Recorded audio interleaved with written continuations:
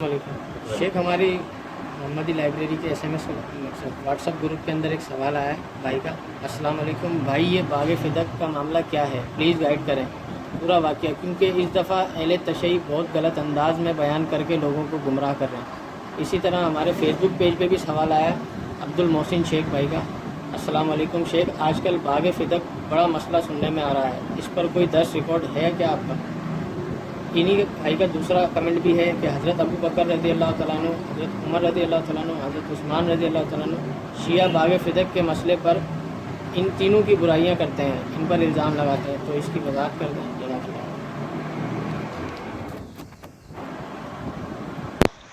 अस्सलाम वालेकुम। ठीक हो यार, एक मसला पूछना था उस सैफुल्लाह साहब से ना, कि बाग फ़िदक का क्या क्या मामला है। माने हज़रत अबू बकर सिद्दीक और हज़रत फातिमा का कोई वो है किस्सा है बाग फ़िदक के बारे में। अहले तशय्युअ जो है वो ये कहते हैं, और बाकी किताबों में भी शायद आया हुआ है, कि हज़रत अबू बकर ने हज़रत फातिमा को नबी पाक सल्लल्लाहु अलैहि वसल्लम की विरासत का जो हिस्सा था वो देने से इनकार कर दिया था, और इसके बिहाफ के ऊपर ये अहले तशय्युअ जो है वो हज़रत अबू बकर को बुरा कहते हैं माज़अल्लाह।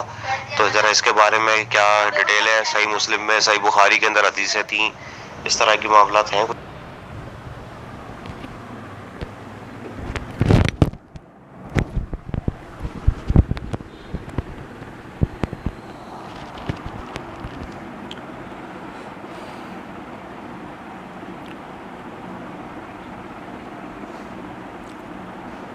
इस सवाल के जवाब को दो तरीक़ों से समझें। सबसे पहला, फ़ातिमा रज़ी अल्लाह ताला अन्हा, उनका मकाम व मर्तबा वो क्या है, वो समझना, वो जानना हर बंदे के लिए बेइंतहा ज़रूरी है। और ये भी गौर तलब बात है, ये जो सैयदा फ़ातिमा रज़ी अल्लाह ताला अन्हा का मकाम व मर्तबा है, सहाबा किराम रिज़वानुल्लाह अलैहिम मजमईन से भी पोशीदा ना था। ये मेरे हाथ में सही बुखारी है। इस सही बुखारी किताबुल मनाकिब में इमाम बुखारी रहमतुल्लाह अलैह ने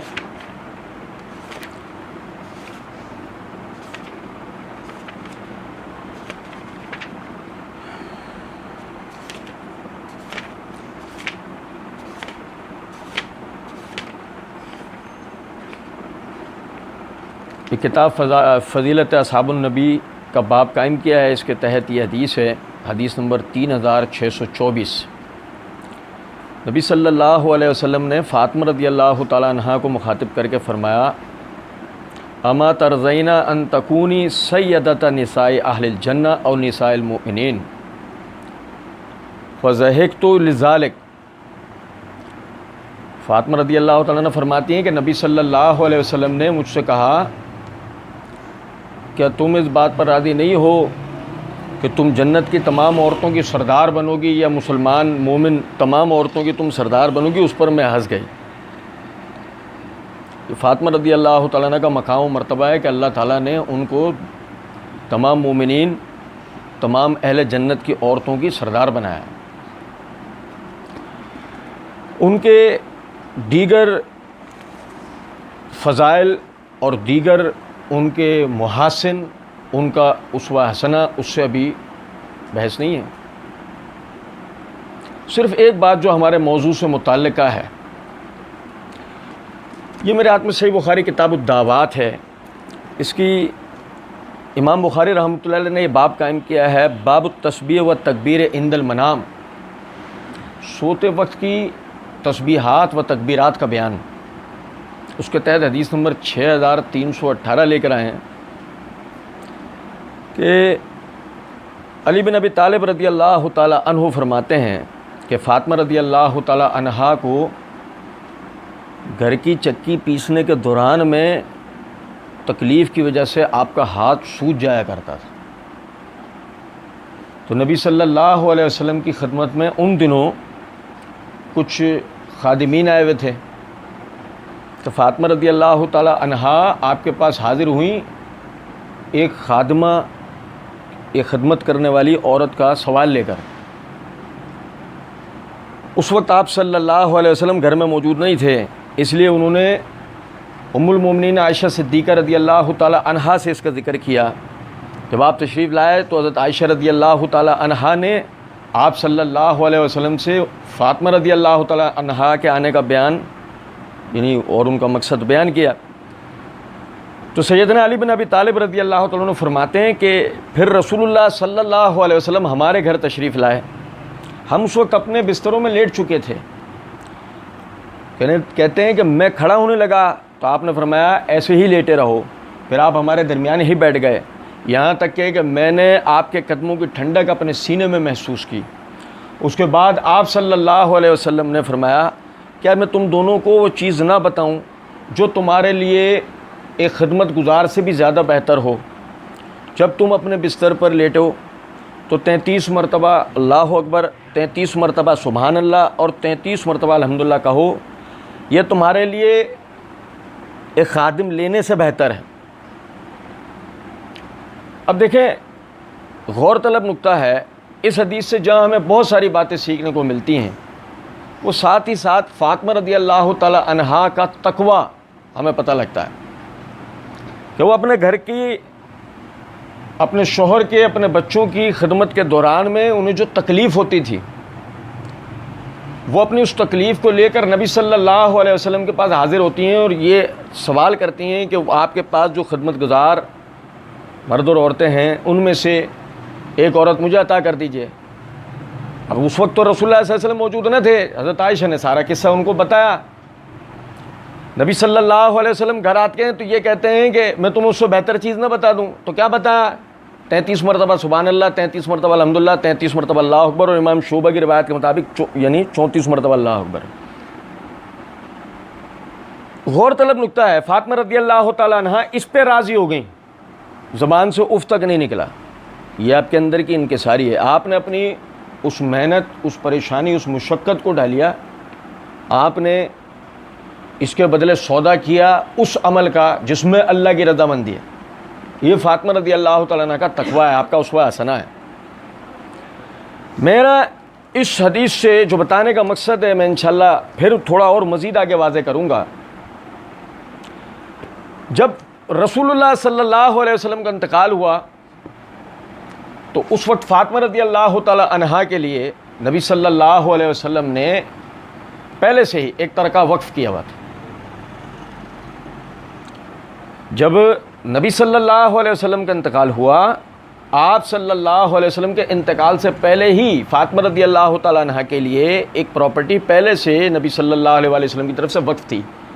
سوال کرنے والے بھائیوں نے سب نے توجہ دلائی ہے کہ شیعہ یوں کہتے ہیں، شیعہ یوں کہتے ہیں، سب نے یہ توجہ دلائی۔ شیعہ حضرات کے ہاں اصول کافی کا درجہ بالکل اسی طرح ہے جیسے ہمارے اہل سنت کے ہاں صحیح بخاری کا درجہ۔ یہ میرے ہاتھ میں اصول کافی ہے۔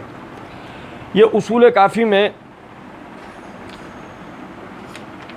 ملا یعقوب کلینی جو ہے انہوں نے باب قائم کیا ہے، صدقات النبی صلی اللہ علیہ وسلم و فاطمۃ علیہ السلام والائمۃ علیہم السلام وسیاہم، کہ نبی صلی اللہ علیہ وسلم کے صدقات، فاطمہ رضی اللہ تعالی عنہا کا ترکہ، اسی طرح آئمہ اور ان کی وصیتوں کا بیان۔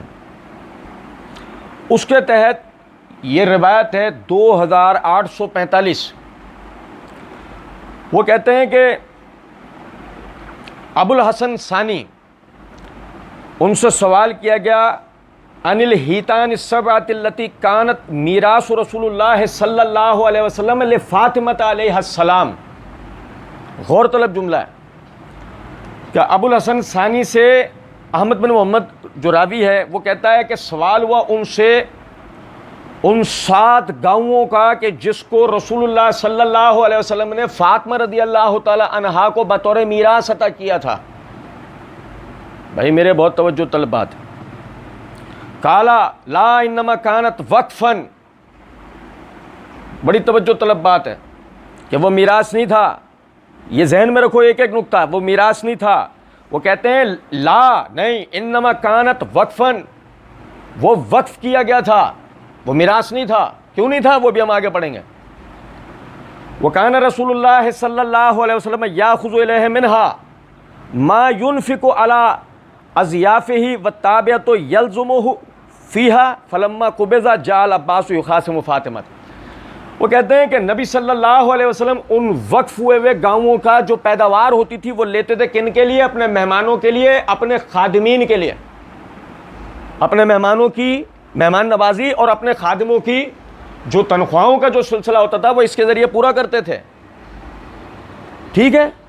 جب آپ کا انتقال ہو گیا، جاء العباس یخاصم فاطمہ علیہ السلام فیہا، تو جب آپ کا انتقال ہو گیا تو چچا عباس آئے فاطمہ سے اس بات پر تنازع کرنے کہ نبی صلی اللہ علیہ وسلم کی وراثت کے 7 گاؤں تمہیں مل گئے، اس میں ہمارا بھی حصہ ہے.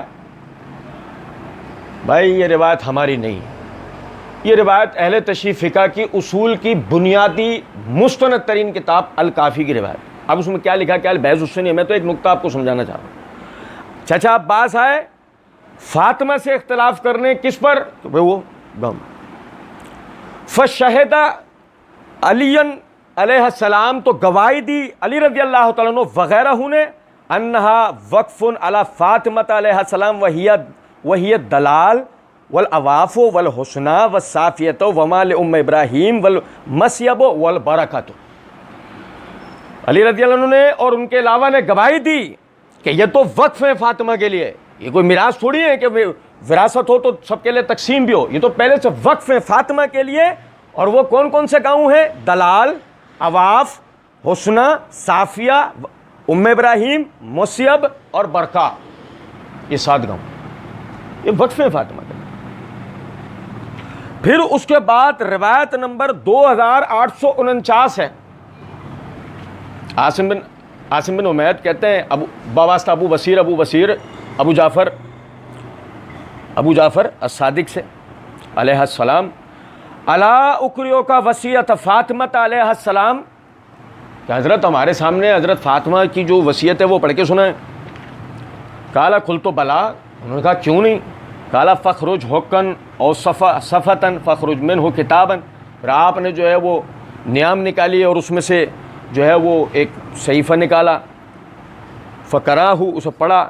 بسم اللہ الرحمن الرحیم، ھذا ما اوصت به فاطمہ علیہ السلام بنت محمد رسول اللہ صلی اللہ علیہ وسلم اوصت بحواتها السبعۃ العواف والدلال والبرقع والمسیب والحسنى والصافیہ وما لأم ابراہیم الی علی بن ابی طالب علیہ السلام. کہ فاطمہ کی وصیت کیا ہے؟ فاطمہ کی وصیت یہ ہے کہ بسم اللہ الرحمن الرحیم، یہ وصیت ہے فاطمہ محمد صلی اللہ علیہ وسلم کی بیٹی کی طرف سے 7 گاؤں کی، جو کہ ہیں عواف، دلال، برقع، مسیب، حسنہ، صافیہ اور ام ابراہیم.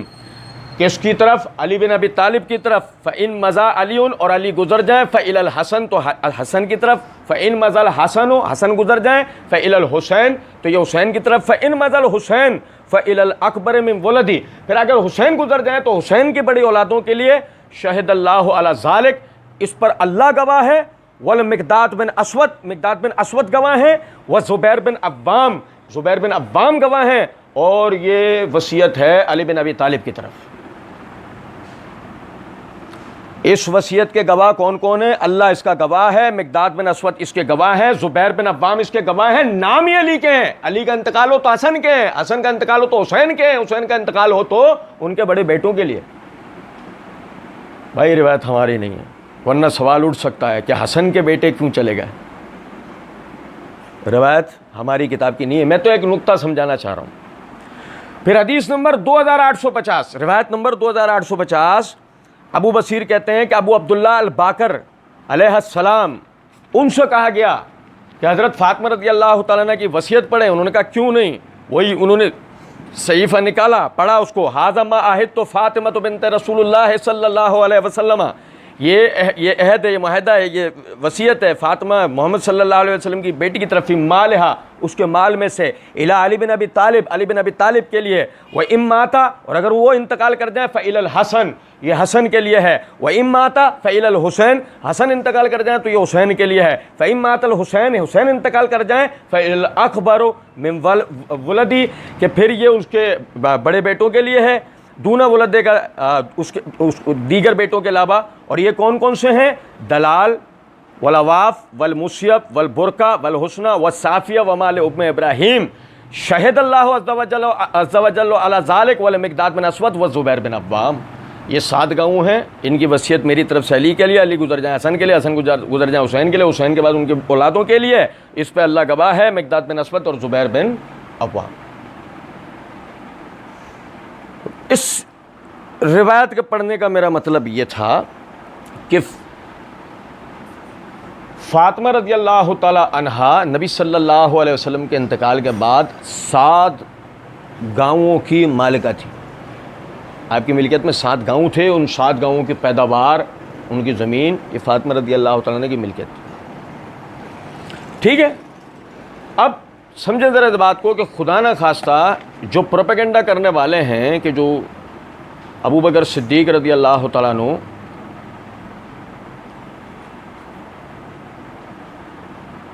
صدیق رضی اللہ تعالیٰ عنہ یا فاطمہ رضی اللہ تعالیٰ عنہ کے حوالے سے جو بات کی جاتی ہے، میں اس کے حوالے سے بھی آپ کے سامنے ایک بات رکھتا چلوں. سب سے پہلے دیکھیں، یہ صحیح بخاری ہے میرے ہاتھ میں. صحیح بخاری میں باب کتاب فرض الخمس، خمس مال غنیمت کے 5ویں حصے کی فرضیت کا بیان. اس کے تحت امام بخاری رحمۃ اللہ علیہ حدیث نمبر 3092 اور 3093 کے تحت یہ پورا واقعہ لائیں. توجہ سنیے گا. امام ابن شہاب زہری رحمۃ اللہ علیہ فرماتے ہیں کہ ہمیں خبر دی عروہ بن زبیر نے باواسطہ عائشہ صدیقہ رضی اللہ تعالی عنہا ام المومنین کے.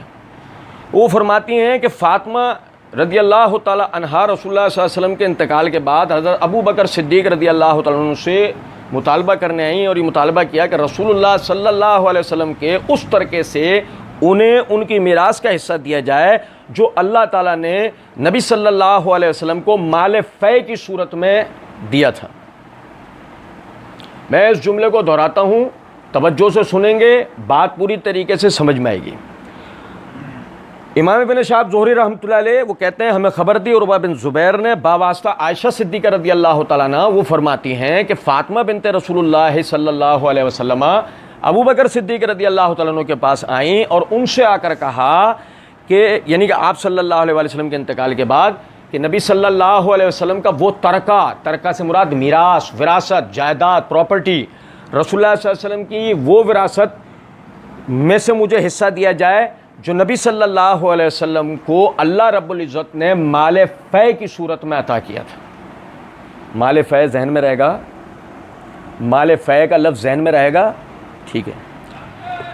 تو ابو بکر صدیق رضی اللہ تعالیٰ عنہ نے حضرت فاطمہ رضی اللہ تعالیٰ عنہ سے کہا کہ رسول اللہ صلی اللہ علیہ وسلم نے یہ فرمایا تھا کہ ہم انبیاء اکرام علیہم السلام کا ورثہ تقسیم نہیں ہوتا، ہماری پراپرٹی تقسیم نہیں ہوتی.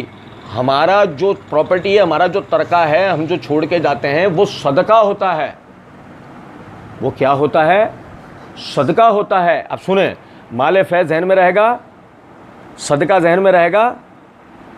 مال فے، صدقہ، دونوں لفظ ذہن میں رکھیے گا.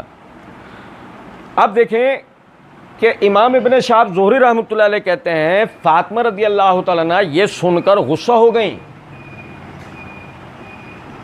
فاطمہ رضی اللہ تعالیٰ عنہ یہ سن کر غصہ ہو گئیں اور حضرت ابو بکر رضی اللہ تعالیٰ عنہ سے ملاقات چھوڑ دی اور وفات تک ان سے نہ ملیں.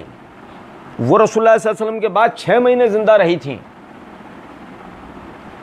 یہاں میں بات آگے لے آنے سے پہلے ایک بات بتاتا چلوں کہ کسی کے ذہن میں خیال آئے کہ روایت کرنے والی تو حضرت عائشہ صدیقہ رضی اللہ تعالیٰ عنہ ہیں، تو آپ تو یہ کہہ رہے ہیں کہ امام ابن شہاب زہری رحمۃ اللہ علیہ یہ فرما رہے ہیں کہ وہ حضرت ابو بکر رضی اللہ عنہ سے غصہ ہو گئیں، ناراض ہو گئیں اور ان سے ملاقات چھوڑ دی اور وفات تک ان سے نہ ملی. آپ تو یہ کہہ رہے ہیں، روایت تو حضرت عائشہ بیان کر رہی ہیں.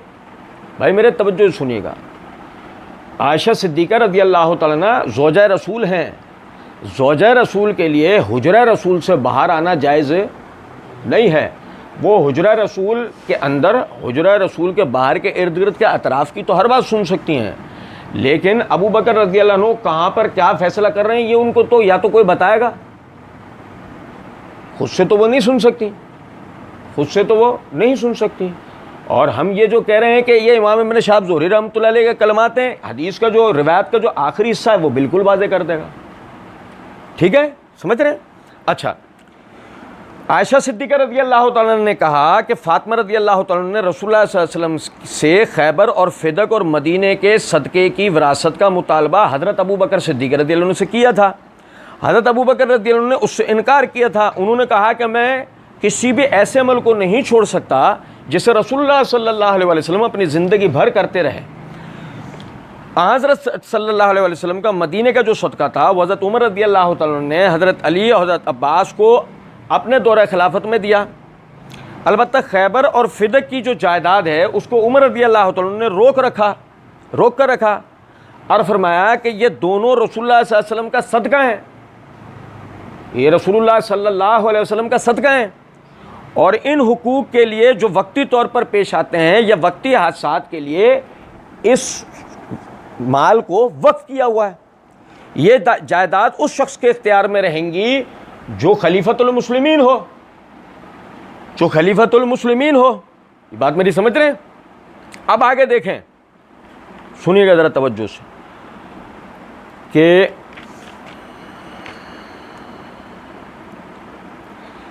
امام ابن شہاب زہری نے کہا چنانچہ ان دونوں جائیدادوں کا انتظام آج تک بذریعہ حکومت اسی طرح ہوتا چلا آ رہا ہے. بامرهما الى من ولی الامر کالفہما علی ذلک الی اليوم، کہ یہ جو سلسلہ ہے کہ اس کا فیصلہ کون کرے گا؟ خلیفہ مسلمین کرے گا کہ اس مال کو کہاں لگانا ہے. تو ابن شہاب زہری رحمۃ اللہ علیہ کہتے ہیں یہ سلسلہ آج تک چلا آ رہا ہے. آپ میری بات سمجھ رہے ہیں یا نہیں؟ اچھا، اب دیکھیں، سب سے پہلی چیز ہم اس پہ فردن پوری روایت کے اوپر بات کریں گے کہ جس کو سنا کر یہ کہا جاتا ہے کہ اب فاطمہ رضی اللہ تعالیٰ عنہ سے حضرت عائشہ ابو بکر نے ان کو حق نہیں دیا، حضرت فاطمہ ان سے ناراض ہو گئی وغیرہ وغیرہ. ٹھیک ہے، اب سب سے پہلے ایک بات کو سمجھیے گا. روایت میں الفاظ ہیں کہ انہوں نے کیا کہا کہ ان یقسم لها میراثها ما ترک رسول اللہ صلی اللہ علیہ وسلم مما افاء اللہ علیہ، تقسیم کریں اس وراثت کو کہ جس کو اللہ رب العزت نے نبی صلی اللہ علیہ وسلم کو مال فے کے طور پر عطا کیا تھا. بھائی میرے توجہ ہے؟ ٹھیک ہے. اب دیکھیں یہ سورہ حشر کی آیت نمبر 7 میں آپ بھائیوں کے سامنے پڑھوں گا، بغور سنیے گا. اللہ کہتا ہے ما افعل اللہ علی رسولہ من اہل القری فللہ وللرسول ولذی القربى والیتامى والمساکین وابن السبیل کی لا یکون دولۃ بین الاغنیاء منکم وما آتاکم الرسول فخذوہ وما نہاکم عنہ فانتہوا واتقوا اللہ ان اللہ شدید العقاب. اللہ کہتا ہے اور جو اللہ نے اپنے رسول کو مفتوحہ گاؤں کی صورت میں، مفتوحہ گاؤں بستیوں کی صورت میں جو کچھ اللہ رب العزت نے مال فے کے طور پر عطا کیا وہ کس کے لیے ہے؟ وہ اللہ کے لیے ہے، وہ رسول کے لیے، وہ ان کے قریبی رشتہ داروں کے لیے ہے، وہ یتیموں کے لیے، وہ مسکینوں کے لیے، وہ لٹے پٹے مسافروں کے لیے. توجہ سے ایک دفعہ پھر سنیں، قرآن کی آیت ہے، اللہ کیا کہہ رہا ہے وہ سنیں. سب سے پہلے اللہ کہہ رہا ہے ما افعل اللہ علی رسولہ من اہل القری، اللہ نے اپنے رسول کو مال فے کی صورت میں جو گاؤں اور بستیوں میں سے دیا تو وہ کس کا ہے؟ فللہ ولرسول ولذی القربى والیتامى والمساکین وابن السبیل، وہ اللہ کے لیے ہے، وہ مال رسول کے لیے، وہ رسول کے قریبی رشتہ داروں کے لیے ہے، وہ یتیموں کے لیے ہے، وہ مسکینوں کے لیے ہے، وہ لٹے پٹے مسافروں کے لیے. اب آگے اللہ اس کی حکمت بھی بتا رہا ہے کہ اللہ نے اس مال کے مصارف پہلے سے ہی کیوں بتا دیے. کئی لا یکون دولۃ بین الاغنیاء منکم، تاکہ یہ دولت تمہارے مالداروں کے ہاتھوں میں ہی گردش کرتی نہ رہے، یہ دولت تمہارے مالداروں کے ہاتھوں میں ہی گردش کرتی نہ رہے. بھائی میرے توجہ سنیے گا، اس کا مطلب اللہ رب العزت نے یہ بتایا ہے کہ جو مال فے ہے، مال فے تقسیم ہوتا ہے کن میں؟ مال فے کا مال تقسیم ہوگا اللہ کے لیے، رسول کے لیے، رسول کے رشتہ داروں کے لیے، یتیموں کے لیے، مسکینوں کے لیے، اور رستوں میں لٹ جانے والے یا گھروں پہ جن کو پہنچانا ضروری ہے ان مسافروں کے لیے۔ یہ نہ اللہ کے لیے وقف ہے، نہ یہ رسول کے لیے وقف ہے، نہ یہ رسول کے رشتہ داروں کے لیے وقف ہے، نہ یہ یتیموں کے لیے وقف ہے، نہ یہ مسکینوں کے لیے وقف ہے، نہ یہ مسافروں کے لیے وقف ہے۔ یہ مال ان سب کے لیے وقف ہے، یہ ان سب میں جہاں جیسے ضرورت پڑے گی وہاں یہ خرچ ہوگا۔ اب اسی طرح نہ یہ سمجھیں رسول کی میراث رہے گی، نہ یہ رسول کے بعد رسول کے رشتہ داروں کی میراث رہے گی، نہ یتیموں کی، نہ مسکینوں کی، نہ مسافروں کے لیے۔ رسول اپنے زمانے میں مسلمانوں کے خلیفہ ہیں، یہ ان کے تسلط میں ہوگی، ان کے اختیار میں ہوگی۔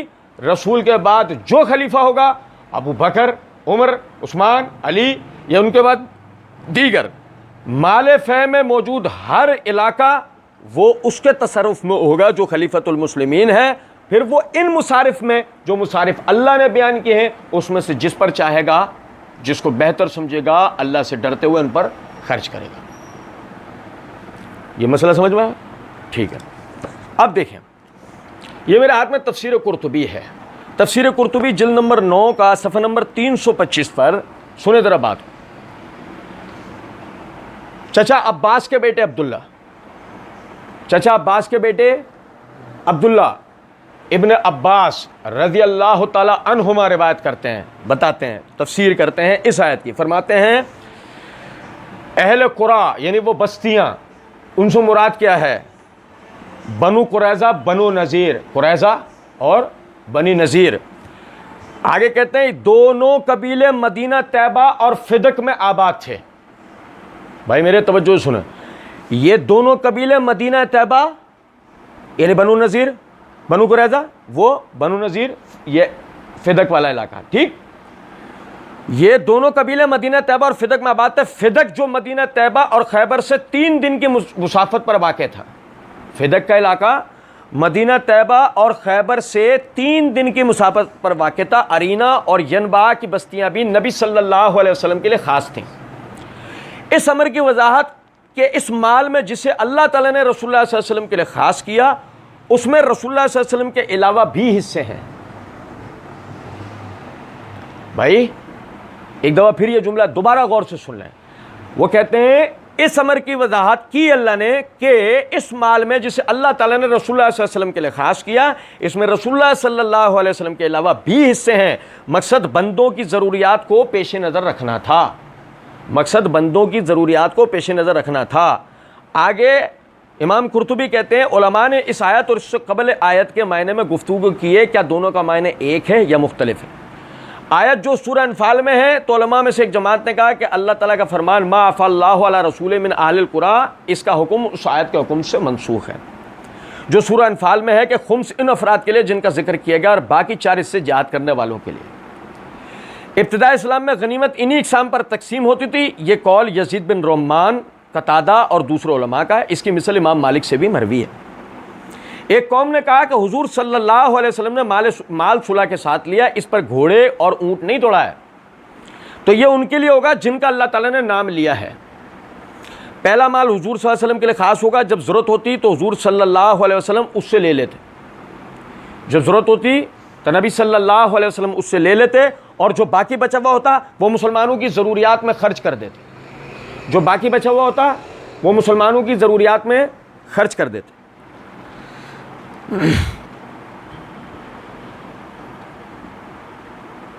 محمد نے کہا کہ پہلا مال نبی کریم صلی اللہ علیہ وسلم کے لیے اور دوسرا مال جزیہ اور خراج ہے، یہ ان مذکورہ افراد کے لیے جن کا ذکر ہوا ہے۔ تیسرا مال مال غنیمت ہے جس کا ذکر سورہ انفال میں، یہ مجاہدین کے لیے۔ ایک قوم نے کہا جن میں امام شافعی بھی ہیں کہ دونوں آیتوں کا معنی ایک ہی ہے، یعنی کفار کے دونوں اموال جو جنگ کے بغیر حاصل ہوں گے انہیں 5 حصوں میں تقسیم کیا جائے گا، 4 حصے نبی صلی اللہ علیہ وسلم کے لیے ہوں گے اور 5واں حصہ یعنی مجاہدین میں تقسیم ہوگا۔ ایک حصہ یعنی ان 5 مصارف میں تقسیم ہوگا۔ ایک حصہ رسول اللہ صلی اللہ علیہ وسلم کا ہوگا، ایک حصہ قریبی رشتہ داروں کا ہوگا، وہ بنو ہاشم اور بنو مطلب ہیں، وہ بنو ہاشم اور بنو مطلب ہیں۔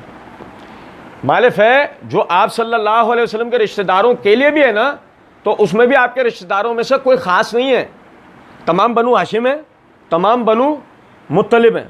بات میری سمجھ رہے ہیں؟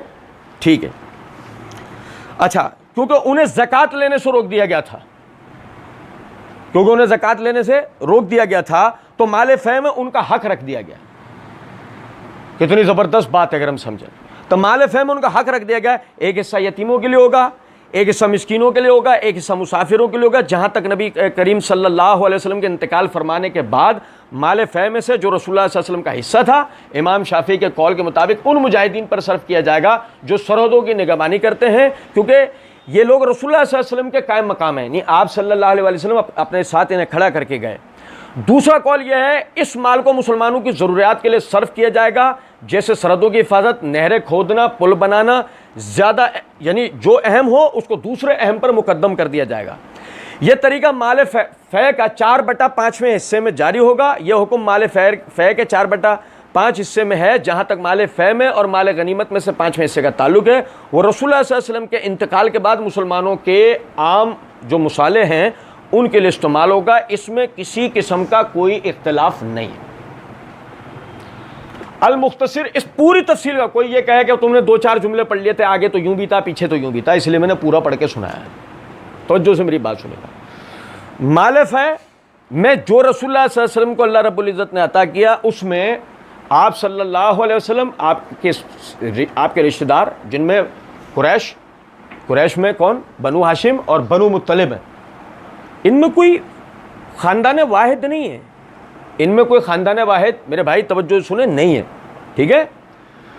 اور عام محتاج مسلمانوں پہ خرچ ہوگا، مسکین مسلمانوں پہ خرچ ہوگا، اور جو مسافر رستوں میں لٹ گئے ان کے اوپر یہ مال خرچ ہوگا. یہاں تک آپ بات سمجھ رہے ہیں؟ ٹھیک ہے.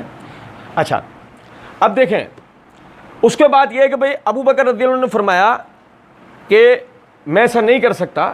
حضرت فاطمہ کو یہ کہا کہ میں وہ تقسیم نہیں کر سکتا، کیونکہ رسول اللہ صلی اللہ علیہ وسلم نے فرمایا لا نورث ما ترکنا صدقۃ، لا نورث، ہمارا کوئی وارث نہیں ہوتا، ہم انبیاء کا کوئی وارث نہیں ہوتا. ما ترکنا صدقۃ، ہم جو چھوڑیں وہ صدقہ ہے، ہم جو چھوڑیں وہ صدقہ ہے. یہ میری بات یہاں تک سمجھیں. یہ ابو بکر رضی اللہ عنہ نے روایت پڑھ کے سنائی. ٹھیک. اب دیکھیں نبی صلی اللہ علیہ وسلم کی اپنی ذاتی حدیث کیا ہے. یہ تو ہے نا کہ ابو بکر رضی اللہ عنہ نے ان کی حدیث سنا دی. اب کوئی کہنے والا کہے یہ تو ابو بکر کہہ رہے ہیں. یہ میرے ہاتھ میں سنن ترمذی ہے. اس سنن ترمذی کتاب العلم کے اندر امام ترمذی رحمۃ اللہ علیہ نے باب قائم کیا، باب فی فضل الفقہ علی العبادہ، دین کی سمجھ عبادت سے بھی افضل ہے. اس کے آگے یہ حدیث نمبر 2835 ہے. بھائی توجہ کیجئے گا. روایت ہے ابو درداء رضی اللہ تعالیٰ عنہ سے، نہ ابو بکر سے، نہ عمر سے، نہ عثمان سے، نہ معاویہ سے، نہ کسی اور سے، نہ مغیرہ بن شعبہ سے، نہ ابو عبیدہ بن جراح سے، نہ زبیر بن عوام سے، نہ عبداللہ بن زبیر سے. کسی ایسے کردار کو آج اچھی طریقے سے اچھالا جا رہا ہے. روایت کس سے؟ ابو درداء رضی اللہ تعالیٰ عنہ سے. وہ کہتے ہیں کہ نبی صلی اللہ علیہ وسلم نے فرمایا ان العلماء ورثۃ الانبیاء، علماء انبیاء کی وراثت ہے. او بھائی میرے توجہ کریں، علماء انبیاء کی وراثت ہے. ان الانبیاء لم یورثوا دینارا ولا درہما، انبیاء وراثت میں دینار اور درہم چھوڑ کر نہیں جاتے. کس نے کہا؟ محمد الرسول اللہ صلی اللہ علیہ وسلم. روایت کون کر رہا ہے؟ ابو بکر نہیں، عمر نہیں، عثمان نہیں، اور کوئی نہیں. کون روایت کر رہے ہیں؟ ابو درداء رضی اللہ تعالیٰ عنہ. یہاں تو مسئلہ یہ ہے ہمارے واعظین اور ہمارے ذاکرین دونوں کا ان سے نہ لینا ایک، نہ لینا دو. بھائی میرے وہ روایت کر رہے ہیں نبی صلی اللہ علیہ وسلم نے فرمایا علماء انبیاء کے وارث ہیں، علم والے انبیاء کے وارث ہیں. ان الانبیاء لم یورثوا دینارا ولا درہما، انبیاء نہ تو دینار چھوڑ کے جاتے ہیں بطور صدقہ، بطور ترکہ، بطور پراپرٹی، بطور جائیداد، نہ ہی درہم. انما ورثوا العلم فمن اخذ به فقد اخذ بحظ وافر. وہ جو کچھ بطور پراپرٹی، بطور صدقہ چھوڑ کر جاتے ہیں، کون؟ انبیاء کرام. وہ کیا ہوتا ہے؟ العلم. وہ کیا چیز ہے بھائی؟ وہ کیا چیز ہے بھائی؟ وہ علم ہے. فمن اخذ بہ فقد اخذ بحظ وافر, تو جس نے اس میں سے حاصل کر لیا اس نے بہت کچھ حاصل کر لیا. جس نے انبیاء کے علم میں سے حاصل کر لیا اس نے بہت کچھ حاصل کر لیا. یہ سمجھیے گا ذرا بات کو. یہ سنن ترمذی سے میں نے روایت پڑھ کے سنائی کہ نبی صلی اللہ علیہ وسلم نے فرمایا انبیاء اپنے پیچھے دینار و درہم چھوڑ کر نہیں جاتے. کوئی کہے یہ تمہارے سنیوں کی کتاب ہے, یہ میرے ہاتھ میں اصول کافی ہے. یہ اصول کافی کے جلد اول کے اندر کتاب الحجہ, اس میں کتاب العقول میں باب ہے, باب الثواب العالم والمتعلم, یعنی کہ جو علم سکھانے والا ہے اور جو علم سیکھنے والا ہے ان کا ثواب کیا ہے. اس کے تحت یہ روایت ہے, یعنی باب کے تحت روایت نمبر 1 ہے کہ نبی صلی اللہ علیہ وسلم کی یعنی فرماتے ہیں کہ ان الانبیاء و ان العلماء ورثۃ الانبیاء, علماء انبیاء کے وارث ہیں, علماء انبیاء کے وارث ہیں. ان الانبیاء لم یورثوا دینارا ولا درہما, انبیاء بطور دینار بطور درہم کوئی جائیداد پراپرٹی چھوڑ کر نہیں جاتے. ولکن ورثوا العلم, تو ان کی جو وراثت ہے وہ علم ہوتا ہے, ان کی جو وراثت ہے وہ علم ہوتا ہے. فمن اخذ منہ اخذ بحظ وافر, جس نے اس میں سے حاصل کر لیا اس نے بہت بڑا حصہ حاصل کر لیا. سنی شیعہ دونوں روایت آپ کے سامنے, انبیاء کیا چھوڑ کے جاتے ہیں؟ سنی شیعہ دونوں روایت آپ کے سامنے, انبیاء کی وراثت کیا ہے؟ نہ درہم ہے, نہ دینار, نہ گھر ہے, نہ جائیداد, ان کی وراثت کیا چیز ہے؟ علم. سنی شیعہ دونوں روایت آپ کے سامنے. پھر یہ اصول کافی سے ایک اور روایت آپ کو پڑھ کے سنا رہا ہوں.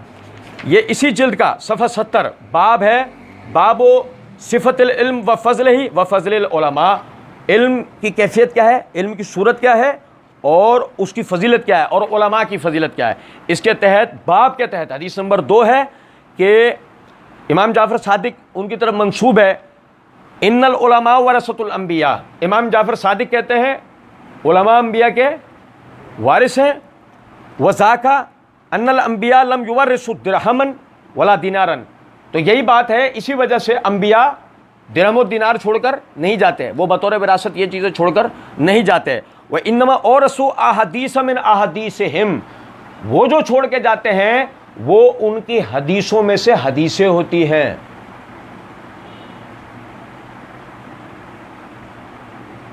انبیاء جو چھوڑ کر جاتے ہیں وہ ان کی احادیث میں سے, انبیاء کی احادیث میں سے, جمع انبیاء کی احادیث میں سے احادیث ہوتی ہیں. فمن اخذ بشیء منہا, تو جس نے ان احادیث میں سے لے لیا, فقد اخذ حظا وافرا, تو اس نے بہت بڑا حصہ حاصل کر لیا. دیکھو امام جعفر صادق کیا بتا رہے ہیں, انبیاء درہم و دینار چھوڑ کر نہیں جاتے, ان کی وراثت کیا ہے؟ ان کی احادیث. یہ شیعہ کتاب کا دوسرا حوالہ تھا. اب ذرا سمجھیے گا بات کو, یہ سنی کتاب کا دوسرا حوالہ ہے. یہ میرے ہاتھ میں معجم الاوسط ہے, اس کی جلد نمبر 2 کا صفحہ نمبر 1429 ہے. اس کے تحت ابو ہریرہ رضی اللہ تعالیٰ عنہ روایت کرتے ہیں. ابو ہریرہ کون ہے؟ ابو بکر نہیں ہے, عمر نہیں ہے, عثمان نہیں ہے, معاویہ نہیں ہے, زبیر بن عوام نہیں ہے, ابو عبیدہ بن جراح نہیں ہے, عبداللہ بن زبیر نہیں ہے, مغیرہ بن شعبہ نہیں ہے, ابو موسیٰ اشعری نہیں ہے. بھائی میرے جتنے کرداروں پر آج کیچڑ اچھالی جا رہی ہے ان میں سے کوئی ایک بھی نہیں ہے, ابو ہریرہ ہیں. ابو ہریرہ رضی اللہ عنہ فرماتے ہیں, یعنی عبداللہ رومی ان کے شاگرد کہتے ہیں کہ انہ مر بسوق المدینہ, ابو ہریرہ رضی اللہ عنہ مدینے کے بازار سے گزر رہے تھے, ٹھیک ہے, فوقف علیہا, تو رک گئے. فقالا یا اہل السوق ما اعجزکم, اے بازار والو یہ تم کیا کر رہے ہو؟ قالوا وما ذاک یا ابا ہریرہ, انہوں نے کہا ابو ہریرہ کیا ہوا؟ قالا ذاک میراث رسول اللہ صلی اللہ علیہ وسلم یقسم, وہ رسول اللہ صلی اللہ علیہ وسلم کی وراثت تقسیم ہو رہی ہے, وہ رسول اللہ صلی اللہ علیہ وسلم کی وراثت تقسیم ہو رہی ہے. وانتم ہا ہونا لا تذهبون فتاخذون نصیبکم منہ, تم لوگ یہاں پڑے ہو جاتے نہیں ہو کہ جاؤ تو تمہیں بھی اس میں سے کوئی حصہ مل جائے. قالوا وأین ہوا, انہوں نے کہا کہاں کدھر؟ قالا فی المسجد, کہا مسجد نبوی میں. فخرجوا سرعان الی المسجد, وہ بھاگتے ہوئے مسجدوں کی طرف پہنچ گئے. فوقف ابو ہریرہ لہم حتی رجعوا, ابو ہریرہ وہیں رک گئے, وہاں بعد میں ان کی طرف لوٹے, یعنی بعد میں ان کی طرف آئے. وقال لہم ما لکم, ابو ہریرہ بعد میں پوچھے, کہا کیا ہوا تمہیں؟ قالوا یا ابا ہریرہ قد آتینا المسجد فدخلنا فلم نرى فیہ شیئا یقسم, اے ابو ہریرہ ہم مسجد کے اندر داخل ہوئے ہم داخل ہوئے تو کیا دیکھتے ہیں کہ یہاں تو کوئی چیز بھی تقسیم نہیں ہو رہی. فقال لهم ابو ہریرہ رضی اللہ عنہ نے ان سے کہا اما رأیتم فی المسجد احدا, تم نے مسجد میں کسی کو دیکھا؟ قالوا بلا, انہوں نے کہا کیوں نہیں. رائنا قوما یصلون وقوما یقرؤون القرآن وقوما یتذاکرون الحلال والحرام, کہ ہاں ہم نے دیکھا لوگوں کو نماز پڑھتے ہوئے, قرآن پڑھاتے ہوئے اور حلال و حرام کی تعلیم دیتے دلاتے ہوئے. نماز پڑھتے ہوئے, قرآن پڑھاتے ہوئے, حلال و حرام کی تعلیم دیتے دلاتے ہوئے. فقال لهم ابو ہریرہ, تو ابو ہریرہ رضی اللہ عنہ نے ان سے کہا وَإِيَّاكُمْ فَذَاكَ میراث محمد صلی اللہ علیہ وسلم, تمہارے ہاتھ مٹی میں پڑے, یہی تو نبی صلی اللہ علیہ وسلم کی وراثت ہے. بھائی میرے, جو امام جعفر صادق نے کہا وہ ابو ہریرہ رضی اللہ عنہ نے بتا رہے ہیں کہ احادیث, وہ کیا کر رہے تھے؟ حلال و حرام کی تعلیم کیا ہے؟ لوگوں کو احادیث سکھانا. یقرؤون القرآن, قرآن کی تعلیم دینا. ویتذاکرون الحلال والحرام, احادیث کی تعلیم دینا. وہ قرآن اور حدیث کی تعلیم دے رہے ہیں, وہاں لوگ قرآن اور حدیث کی تعلیم دے رہے ہیں, لے رہے ہیں. تو ابو ہریرہ رضی اللہ عنہ کہتے ہیں جاؤ تم بھی رسول اللہ صلی اللہ علیہ وسلم کی میراث میں سے حصہ لے لو. لوگ وہاں پہنچ رہے ہیں, دیکھ رہے ہیں کچھ بھی نہیں, کہ یہاں تو کچھ بھی نہیں رہا. کیوں؟ ذہنوں میں وہی کہ انبیاء چھوڑ کے گئے درہم و دینار, انبیاء چھوڑ کے گئے سامان, انبیاء چھوڑ کے گئے کوئی گھر, کوئی زمین, کوئی جائیداد. ذہنوں میں یہ تھی نا بات جبھی تو وہاں پہنچے. تو ابو ہریرہ رضی اللہ عنہ کیا بتا رہے, تم کیا سمجھ رہے تھے کہ میراث کیا چیز ہے؟ بھائی یہ ہے نا نبی صلی اللہ علیہ وسلم کی میراث. بات سمجھے؟ یہ انبیاء کرام علیہم الصلوۃ والسلام کی میراث ہے. اسے ابو بکر رضی اللہ عنہ نے ایک جملے میں بیان کیا ہے, لا نورث, ہمارا کوئی وارث نہیں ہوتا. ما ترکنا صدقۃ, ہم جو چھوڑتے ہیں وہ صدقہ ہوتا ہے, ہم جو چھوڑتے ہیں وہ صدقہ ہوتا ہے. ٹھیک ہے, اچھا جی. اب ذرا ایک بات سمجھیے گا. وغضبت فاطمہ بنت رسول اللہ صلی اللہ علیہ وسلم فہاجرت ابا بکر, یہ فاطمہ رضی اللہ تعالیٰ نے ناراض ہو گئے ابو بکر رضی اللہ عنہ کے پاس سے, وہ چلی گئیں. فلم تزل مہاجرت حتی توفیت وعاشت بعد رسول اللہ صلی اللہ علیہ وسلم 6 اشہر, کہ اس کے بعد انہوں نے ابو بکر رضی اللہ عنہ سے ملاقات نہیں کی, اور رسول اللہ صلی اللہ علیہ وسلم کے انتقال کے بعد وہ 6 مہینے زندہ تھیں. قالت, اب یہ دیکھیں یہ یہاں تک کے جو جملے ہیں نا, یہ جملے کس کے؟ ابن شہاب زہری رحمۃ اللہ علیہ کے, جو میں نے آپ بھائیوں کے سامنے بیان کی تھی. یہی وجہ ہے کہ وہ آخر میں فرماتے ہیں قال فہما علی ذالک الی الیوم, یہ طریقہ کہ خلیفۃ المسلمین باغ فدق یا دیگر مال فے میں سے جو مصارف پہ خرچ کرے گا, یہ طریقہ آج تک چلا رہا ہے. یا آج تک چلا رہا ہے, یہ وہی کہہ سکتا ہے جو باہر کے خلافت کے حالات دیکھتا ہوا آ رہا ہوں. حضرت عائشہ کا تو معاویہ رضی اللہ عنہ کے دور میں انتقال ہو گیا تھا. ٹھیک ہے نا, تو یہ ابن شہاب زہری رحمۃ اللہ علیہ کا جملہ ہے. اچھا پھر بھی چلو ہم تھوڑی دیر کے لیے تسلیم کر لیتے ہیں کہ یہ یعنی کہ ایسا ہی ہوا ہوگا, ابو بکر رضی اللہ عنہ سے فاطمہ ناراض ہو گئی, تو اس میں کوئی ایسی بات نہیں ہے, اس میں ایسی کوئی بات نہیں ہے. آپ میری بات سمجھیں. ٹھیک ہے, وہ دونوں حضرات, ان کی بزرگی اپنی جگہ ہے, ان کی بزرگی اپنی جگہ ہے. فاطمہ رضی اللہ تعالیٰ عنہ کی بزرگی اپنی جگہ ہے, ابو بکر صدیق رضی اللہ عنہ کی بزرگی وہ اپنی جگہ ہے. ٹھیک ہے نا, آپ ذرا سمجھیں بات کو. میں نے آپ کے سامنے پہلے فاطمہ رضی اللہ تعالیٰ عنہ کی فضیلت بتائی. میں نے کیوں فاطمہ رضی اللہ تعالیٰ عنہ کی فضیلت بتائی؟ یہ ہماری قسمت خراب ہے کہ ہمارے پیچھے 2 قسم کے لوگ ہیں. ہمارے پیچھے 2 قسم کے لوگ ہیں. ایک ہے اندھے لنگڑے لولے بہرے مقلدین, اور دوسرے ہیں جادوگر جو پھینکتے رسیاں ہیں اور اپنے مقلدین کو دکھاتے سانپ ہیں. بتایا تھا نا کل کی ویڈیو میں, پھینکتے ہیں رسیاں, دکھاتے ہیں سانپ. مقلدین کا اتنا بیڑا غرق ہے کہ ان کو اتنی توفیق نہیں ہوتی وہ اصل کتابیں کھول کر دیکھ لیں کہ یہ چوچو جو ہمیں بتا رہا ہے وہ صحیح بھی ہے یا نہیں. یہ ہماری جان پر یوٹیوب کا جو مجتہد بنا بیٹھا ہوا ہے, جو فلسفی, جو مورخ بنا بیٹھا ہوا ہے اور صحابہ کے آپس کے اختلافات بتا رہا ہے, کم سے کم ہم کتابیں کھول کے دیکھ رہے ہیں کہ یہ صحیح بھی بتا رہا ہے یا نہیں بتا رہا بھائی میرے. ٹھیک ہے.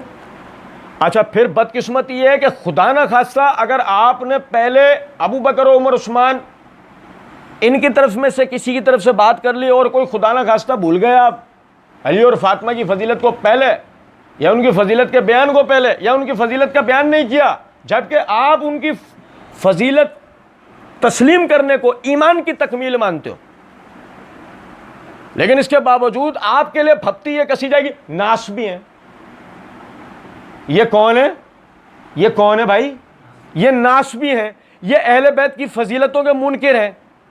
بھائی میرے سمجھ رہے ہیں بات کوئی نہیں؟ یہی وجہ ہے میں نے ابو بکر کی فضیلت کو سنایا نہیں, میں نے پہلے سنایا فاطمہ رضی اللہ تعالی عنہا کی فضیلت, کیا ان کے بزرگی سمجھ میں آ جائے نا.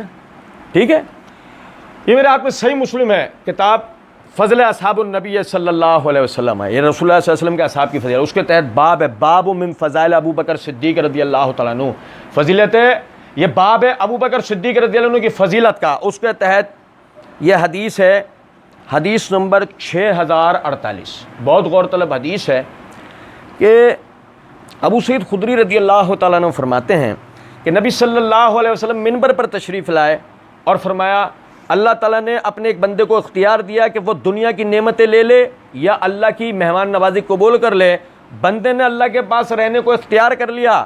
یہ سن کر سیدنا ابو بکر صدیق رضی اللہ تعالیٰ عنہ پھوٹ پھوٹ کر رونا شروع ہو گئے, خوب روئے اور کہا ہمارے ماں باپ آپ صلی اللہ علیہ وسلم پر قربان ہو جائیں. حضرت ابو سعید رضی اللہ تعالیٰ عنہ نے کہا جس شخص کو اختیار دیا گیا تھا وہ رسول اللہ صلی اللہ علیہ وسلم تھے, اور حضرت ابو بکر صدیق رضی اللہ عنہ ہم سے زیادہ بڑے علم والے تھے. اور رسول اللہ صلی اللہ علیہ وسلم نے فرمایا, اور رسول اللہ صلی اللہ علیہ وسلم نے فرمایا اپنے مال اور صحبت کے لحاظ سے, اپنے مال اور صحبت کے لحاظ سے مجھ پر سب سے زیادہ احسان کرنے والے ابو بکر ہیں.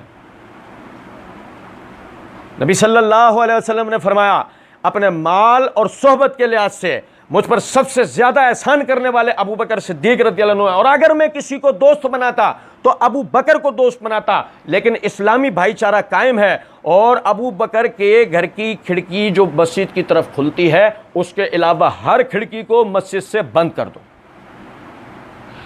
اس روایت پر ابو بکر صدیق رضی اللہ عنہ کی بہت ساری فضیلتیں ہیں, مجھے کسی سے بحث نہیں ہے, میں صرف ایک فضیلت آپ کو بتانا چاہتا ہوں جو ہمارے موضوع سے متعلق ہے, اور وہ یہ کہ نبی صلی اللہ علیہ وسلم نے فرمایا مجھ پر ابو بکر کی فضیلت, مجھ پر ابو بکر کے احسانات دو طرح ہیں, مال مال مال ذہن میں رکھو, مال اور صحبت. کہ ابو بکر نے میرا ساتھ جتنا دیا اتنا کسی نے میرا ساتھ نہیں دیا, اور ابو بکر نے میرے لیے جتنا مال خرچ کیا کسی نے اتنا مال.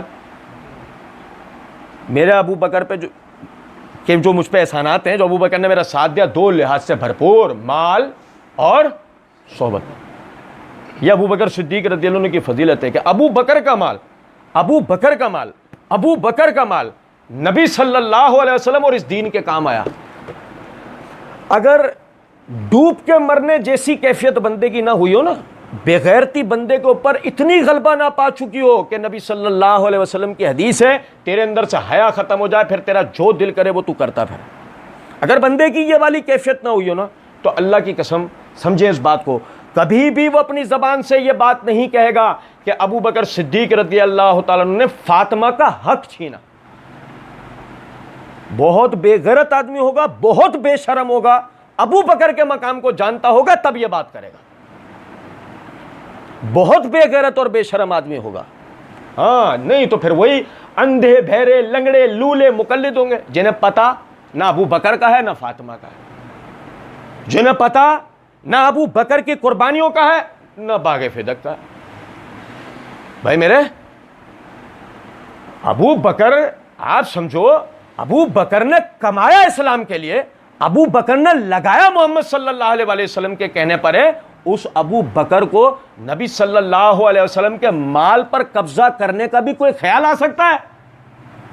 بھائی میرے آدمی بے شرم نہیں ہونا چاہیے, ورنہ بات تو بہت آسان ہے سمجھنے کی. اب میری بات سمجھے ٹھیک, لیکن پھر بھی بے شرموں کے لیے ایک چیز بتا دیتا ہوں کہ اگر تھوڑی دیر کے لیے تصور کر لیا جائے کہ بھائی نہیں یہ کلمات ہو گئے, ان کی ناراضگی والا معاملہ ہو گیا, ابو بکر صدیق رہتے ان کی بزرگی اپنی جگہ, فاطمہ رضی اللہ تعالیٰ عنہ کی بزرگی اپنی جگہ, دونوں کا اپنا اپنا مقام و مرتبہ, ہم ان دونوں کے پیروں کی دھول کو بھی نہیں پہنچ سکتا ہے, اور ہمارا وہ بھی نہیں پہنچ سکتا جو ایران سے پڑھ کے آیا. آپ سمجھو کتنے بڑا مجتہد بن کے کیوں نہ آیا, وہ بھی نہیں پہنچ سکتا, کوئی بھی نہیں پہنچ سکتا. اب میری بات سمجھو. اب غور طلب نقطہ ہے, بالفرض اگر یہ ناراض ہو گئے تو کوئی مسئلہ نہیں, یہ ایک دوسرے کو منا بھی لیں گے, یہ ایک دوسرے کو منا بھی لیں گے, وقتی کیفیت کہانی ہو جاتی ہے. یہ تو ایک گھر جیسے لوگ تھے, یہ تو ایک گھر کی طرح تھے. وَأُولُو الْأَرْحَامِ بَعْضُهُمْ عَلَىٰ بَعْضٍ, قرآن بتاتا ہے, سورہ احزاب بتاتی ہے کہ مومنوں کا آپسی رشتہ اسلام کا رشتہ ہے سب سے پہلا تو. لیکن چلیں سنیے گا ذرا بات کو. یہ میرے ہاتھ میں طبقات الکبریٰ ہے امام ابن سعد رحمۃ اللہ علیہ کی, اس کی جلد نمبر 8 کا صفحہ نمبر 45. طبقات الکبریٰ کی جلد نمبر 8 کا صفحہ نمبر 45. یہ میرے ہاتھ میں سنن الکبریٰ امام بہقی کی, اس کی جلد نمبر 6 کتاب و قسم الفیع والغنیمہ, یعنی فیع اور مال غنیمت کی تقسیم کے بیان میں باب ہے بیان و مصرف اربعۃ اخماس الفیع بعد رسول اللہ صلی اللہ علیہ وسلم, نبی صلی اللہ علیہ وسلم کے بعد مال فیع میں سے 5 مصارف جن میں خمس کو تقسیم کیا جائے گا, اس کا بیان اس کے تحت حدیث نمبر 12735. طبقات الکبریٰ جلد 8 صفحہ 45, سنن الکبریٰ للبہقی یہ جلد نمبر 6 صفحہ نمبر 491 حدیث 12735. اسی طریقے سے یہ دیکھیں, یہ میرے ہاتھ میں سیر اعلام النبلاء ہے, اس کی جلد نمبر 2 کا صفحہ نمبر 245. پھر اسی طریقے سے یہ میرے ہاتھ میں البدایہ والنہایہ ہے, تاریخ ابن کثیر, اس کی جلد نمبر 5 کا صفحہ نمبر 499.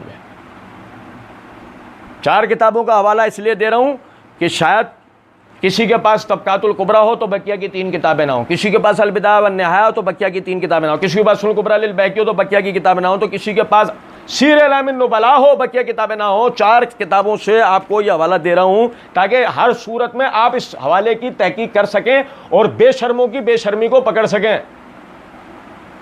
ان بے شرموں کی جنہیں پتہ ہے, ان بے شرموں کی جنہیں پتہ نہیں اور پتہ کرنا بھی نہیں چاہتے, اور ابو بکر رضی اللہ عنہ کو برا بھلا کہتے ہیں, صحابہ کو برا بھلا کہتے ہیں. بھائی میرے, امام عامر بن شراحیل الشعبی رحمۃ اللہ علیہ 200 صحابہ کرام رضوان اللہ علیہ مجمعین کے پیچھے کعبۃ اللہ میں نماز پڑھنے والے کہتے ہیں کہ فاطمہ رضی اللہ تعالی عنہا جب بیمار ہوئیں تو ابو بکر صدیق رضی اللہ تعالیٰ عنہ ان کے پاس تشریف لائے اور ان سے اندر آنے کی اجازت طلب کی. علی بن ابی طالب رضی اللہ تعالیٰ عنہ نے کہا, اے فاطمہ یہ ابو بکر آئے ہیں, آپ اندر آنے کی آپ سے اجازت چاہتے ہیں. فاطمہ رضی اللہ تعالیٰ عنہا نے کہا, کیا آپ پسند کرتے ہیں کہ میں انہیں اجازت دے دوں؟ بھائی میرے, فاطمہ رضی اللہ تعالیٰ عنہ کا تقویٰ دیکھو یار, اللہ کی قسم, آخری ایام ہے, آخری ایام ہے, ٹھیک ہے, تو شرعی معاملات حال دیکھو کتنا ہے. شوہر کی اجازت ہوگی تو وہ اندر آئیں گے, شوہر کی اجازت نہیں ہوگی تو. بھائی میرے سنو, فاطمہ رضی اللہ تعالیٰ عنہ نے کہا کیا آپ پسند کرتے ہیں کہ میں انہیں اجازت دوں؟ انہوں نے جواب دیا ہاں. علی رضی اللہ عنہ نے کہا ہاں بالکل.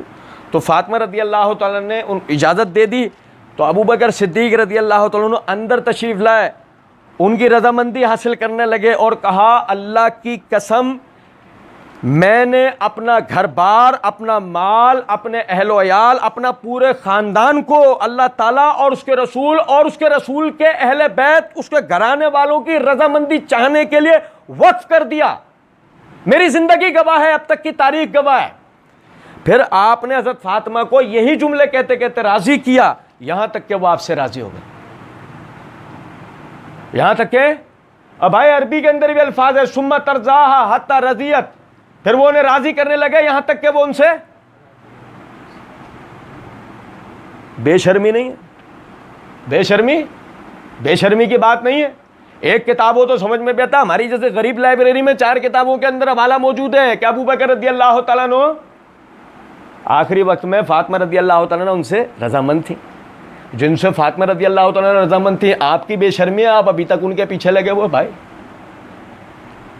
کیونکہ افتؤمنون ببعض الکتاب وتکفرون ببعض, کتاب کے ایک حصے کو سنانا ہے, دوسرے کو پی جانا ہے.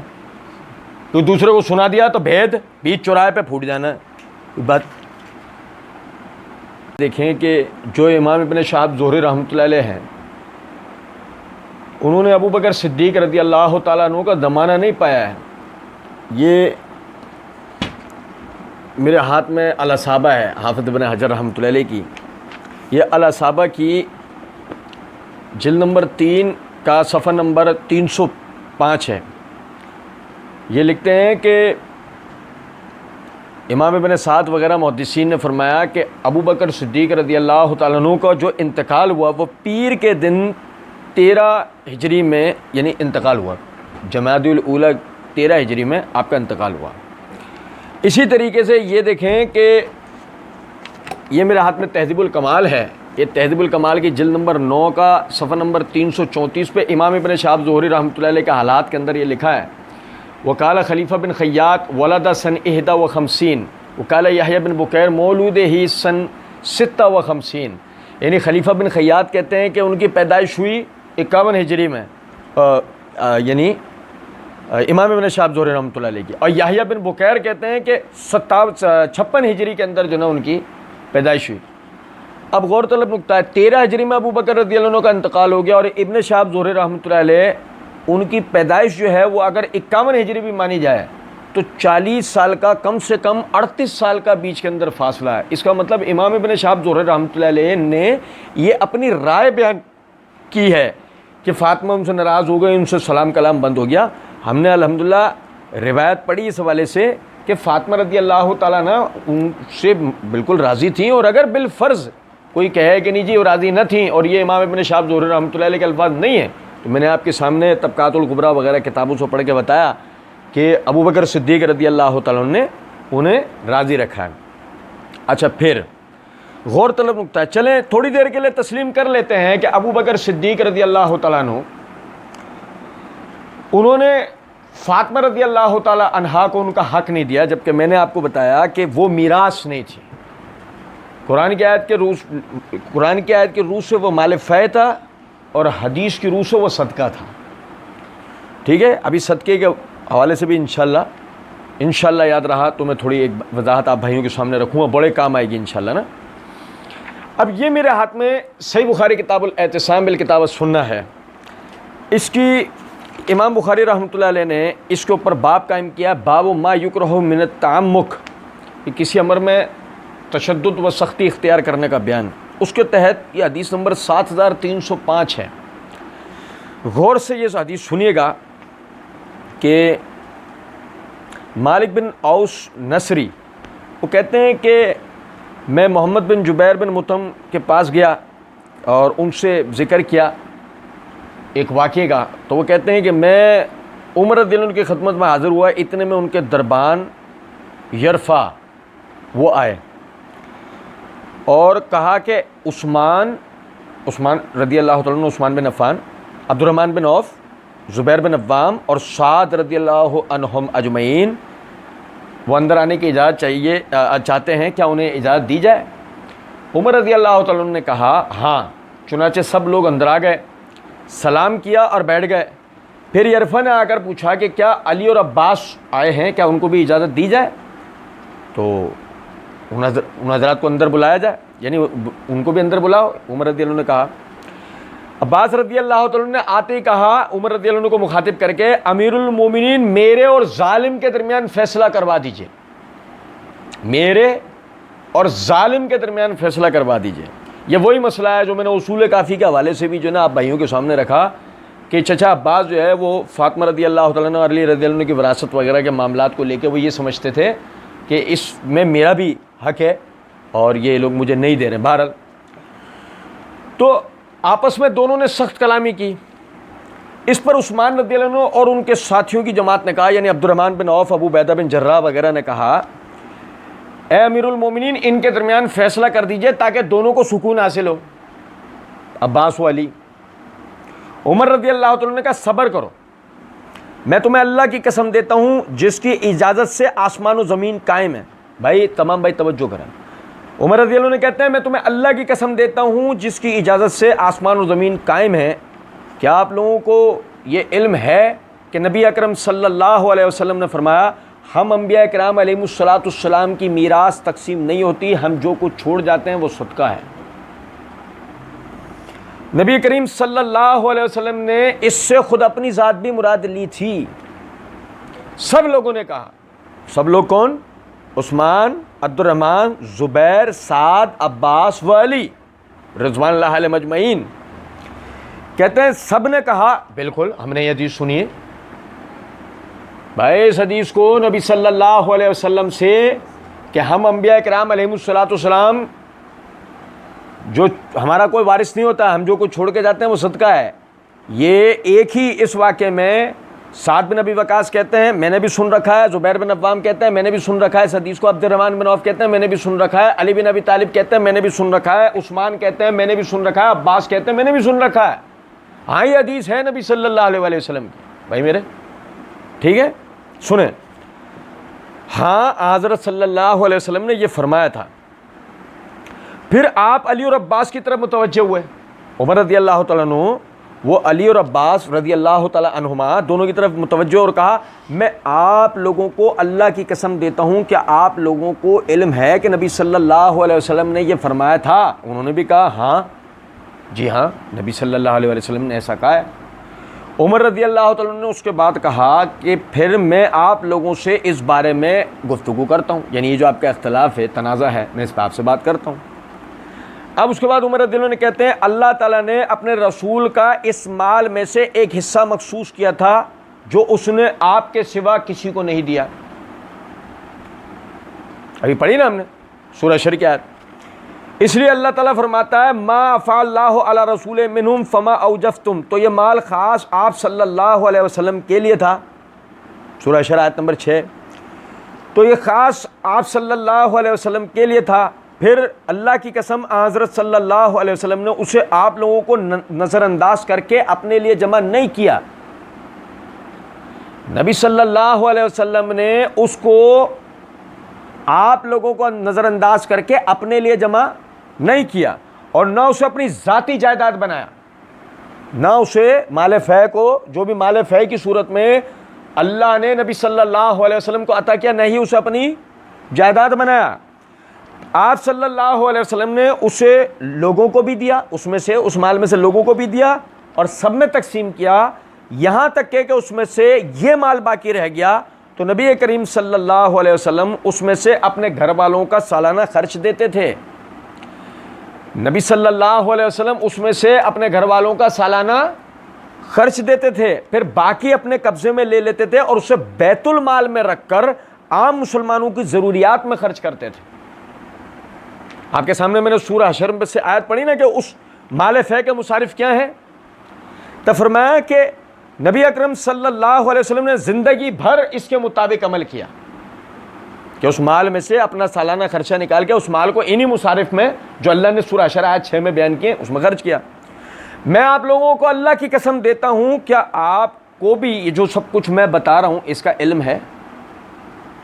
عمر رضی اللہ عنہ نے کیا کہہ رہے ہیں؟ یہ جو تفصیلات میں آپ لوگوں کو سنا رہا ہوں کیا آپ لوگوں کو بھی اس کا علم ہے؟ ان سب حضرات نے کہا ہاں. عمر رضی اللہ عنہ نے علی اور عباس رضی اللہ عنہما کی طرف دیکھ کر کہا میں آپ دونوں حضرات کو بھی اللہ کی قسم دیتا ہوں کہ آپ لوگوں کو بھی ان تمام باتوں کا علم ہے جو میں بتا رہا ہوں. علی اور عباس دونوں نے کہا ہاں رضی اللہ تعالی عنہما، ہاں بے شک. پھر اللہ تعالیٰ نے اپنے نبی صلی اللہ علیہ وسلم کو وفات دی اور ابو بکر رضی اللہ تعالیٰ نے رسول اللہ صلی اللہ علیہ وسلم کے نائب ہونے کی حیثیت سے اس کو اپنے تسلط میں لیا. مال فے میں نے سورہ شر کی آیت پڑھی، اس کی تفسیر بتائی. مال فے کس کے قبضے میں آئے گا؟ مسلمانوں کے حکمران کے، ٹھیک ہے، وہ اس میں تصرف کرے گا. اب دیکھیں سمجھیں، ابو بکر رضی اللہ عنہ نے رسول اللہ صلی اللہ علیہ وسلم کے نائب ہونے کی حیثیت سے اس میں یعنی تسلط اختیار کیا اور اس میں اسی طرح عمل کیا جیسے نبی صلی اللہ علیہ وسلم نے کیا. آپ دونوں حضرات بھی یہیں موجود تھے، علی اور عباس، آپ دونوں حضرات بھی یہیں موجود تھے. آپ نے علی اور عباس کی طرف متوجہ ہو کر یہ بات کی اور آپ لوگوں کا خیال تھا کہ ابو بکر اس معاملے میں خطا کار ہیں. آپ لوگوں کا یہ خیال تھا کہ ابو بکر اس معاملے میں خطا کار ہیں، وہی باغ فدق والا مسئلہ. اور اللہ خوب جانتا ہے کہ وہ اس معاملے میں سچے اور نیک اور سب سے زیادہ حق کی پیروی کرنے والے تھے. اللہ خوب جانتا ہے کہ وہ اس معاملے میں سچے اور نیک اور سب سے زیادہ حق کی پیروی کرنے والے تھے. پھر اللہ تعالیٰ نے ابو بکر کو بھی وفات دی، پھر اللہ تعالیٰ نے ابو بکر کو بھی وفات دی اور میں نے کہا کہ میں رسول اللہ صلی اللہ علیہ وسلم اور ابو بکر کا نائب ہوں. اسی طرح میں نے بھی اس پراپرٹی کو اپنے قبضے میں 2 سال تک رکھا. میں نے اس پراپرٹی کو 2 سال تک اپنے قبضے میں رکھا اور میں اسی کے مطابق عمل کرتا رہا جیسا کہ آپ صلی اللہ علیہ وسلم اور ابو بکر رضی اللہ تعالیٰ عنہ نے عمل کیا تھا۔ پھر آپ دونوں حضرات میرے پاس آئے، عباس والی، آپ دونوں حضرات میرے پاس آئے اور آپ لوگوں کا معاملہ ایک ہی تھا، کوئی اختلاف نہیں تھا۔ آپ لوگوں کا معاملہ ایک ہی تھا، کوئی اختلاف نہیں تھا۔ کیا مطلب؟ کہ جس طرح آپ نے میراث کے مسئلے پر ابو بکر سے اختلاف کرنے کی کوشش کی، اسی طرح آپ کے چاچا نے میراث کے مسئلے پر آپ سے اختلاف کیا۔ بھائی میرے توجہ کر رہے ہیں؟ آپ اپنے بھائی کے لڑکے کی طرف سے اپنی میراث لینے آئے، آپ اپنے بھائی کے لڑکے کی طرف سے اپنی میراث لینے کے لیے آئے، اور یہ علی اپنی بیوی کی طرف سے ان کے والد کی میراث کا مطالبہ کرنا ہے۔ بھائی میرے، میں نے تم سے کہا یہ جائیداد تقسیم تو نہیں ہو سکتی کیونکہ یہ وراثت نہیں ہے، یہ کیا ہے؟ صدقہ، مال فیح۔ یہ جائیداد تقسیم تو نہیں ہو سکتی، لیکن تم لوگ چاہو تو میں اہتمام کے طور پر آپ کو یہ ذمہ داری دے دیتا ہوں، لیکن شرط یہ ہے کہ آپ لوگوں پر اللہ کا عہد اور اس کی میثاق ہے، اس کے مطابق خرچ کرو گے، اور جس طرح رسول اللہ صلی اللہ علیہ وسلم نے کیا تھا، اور جس طرح ابو بکر رضی اللہ عنہ نے کیا تھا، اور جس طرح میں نے اپنی زمانہ خلافت میں کیا، اگر یہ منظور نہ ہو تو پھر مجھ سے اس معاملے میں بات نہ کرو۔ میں یہ باغ فدق وغیرہ کی پراپرٹیز، مال فیح میں جتنی چیزیں ہیں، یہ عباس والی آپ کو ذمہ داری میں دیتا ہوں، یہ اب آپ کا، لیکن عمل کرو گے اس پہ اسی طرح جیسے نبی صلی اللہ علیہ وسلم اور ابو بکر نے سورہ شر آیت نمبر 6 کی روشنی میں اس پہ عمل کیا۔ آپ کر لو، آپ کے ہاتھ میں دیتا ہوں میں یہ ذمہ داری۔ میں یہ صحیح بخاری کتاب الاعتصام بالکتاب والسنہ حدیث نمبر 7305 پڑھ رہا ہوں۔ ابو بکر، عمر و عثمان نے وہ حق غصب نہیں کیا۔ عمر سامنے کھڑے کر کر علی اور عباس دونوں کو کہہ رہے ہیں آپ کو ذمہ دار بنا لیتا ہوں، آپ کر لو۔ بھائی میرے، یہ سمجھ رہے ہیں بات یا نہیں؟ آگے دیکھیں، آپ دونوں حضرات نے کہا کہ اس شرط کے ساتھ ہمارے حوالے جائیداد کر دیں، چنانچہ میں نے شرط کے ساتھ آپ کے حوالے کر دی، میں نے شرط کے ساتھ یہ آپ کے حوالے کر دی۔ میں آپ لوگوں کو اللہ کی قسم دیتا ہوں، کیا میں نے ان لوگوں کو اس شرط کے ساتھ جائیداد دی تھی؟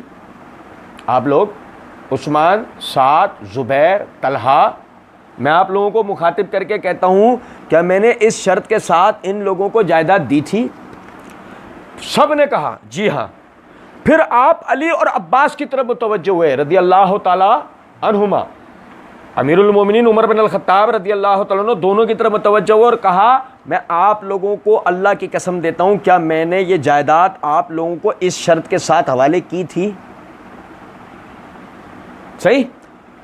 دونوں نے کہا جی ہاں، دونوں نے کہا جی ہاں، اس کا مطلب پراپرٹی ان کی تحویل میں بھی گئی ہے۔ صحیح؟ پھر آپ نے کہا، امیر المومنین عمر بن الخطاب رضی اللہ تعالیٰ عنہ کہتے ہیں پھر، یعنی کہتے ہیں پھر آپ نے کہا کیا آپ لوگ مجھ سے اس کے سوا کوئی اور فیصلہ چاہتے ہیں؟ کیا عباس کہیں صرف مجھے دے دو، علی کہیں کہ صرف مجھے دے دو؟ عباس کہیں میرے بھتیجے کا ہے مجھے ملے گا، علی کہیں میرے سسر کا ہے مجھے ملے گا۔ کیا آپ دونوں یہ چاہتے ہیں کہ میں اس کے سوا کوئی اور فیصلہ کروں؟ پس اس ذات کی قسم جس کے حکم سے آسمان و زمین قائم ہیں، اس معاملے میں اس کے سوا کوئی اور فیصلہ نہیں کر سکتا یہاں تک کہ قیامت آ جائے۔ اگر آپ لوگ اس کا انتظام نہیں کر سکتے تو پھر میرے حوالے کر دو، میں خود اس کا انتظام کر لوں گا۔ بھائی میرے سمجھیں یار، بڑے ظلم کی بات ہے۔ اور بھائی عمر رضی اللہ عنہ نے تو اپنے دورہ خلافت میں عباس والی نے جب اس باغ فدق وغیرہ معاملات کو لے کے اختلاف کیا تو عمر رضی اللہ تعالیٰ نے تو کہا کہ اس شرط پہ جس شرط پہ رسول اللہ صلی اللہ علیہ وسلم سورہ شرائط نمبر 6 کی روشنی میں مال فیح میں موجود چیزوں پر مصارف کے تحت ان کا مال تقسیم کرتا ہے، جیسے ابو بکر نے کیا ایسے میں نے 2 سال تک کیا، یہ لو اب میں آپ کے ہاتھ میں ذمہ داری دیتا ہوں، ایسے آپ کر لو۔ اب لیکن آپ نے ذمہ داری ہاتھ میں لے لی، اب آپ کے درمیان اختلاف ہو گیا، دونوں کے درمیان، آپ کہتے ہیں کہ نہیں میرا حق ہے، وہ کہتے ہیں نہیں میرا حق ہے، تو اب بتاؤ آپ کیا چاہتے ہو کہ میں فیصلہ کروں کہ نہیں عباس کو مل جائے علی کو مل جائے؟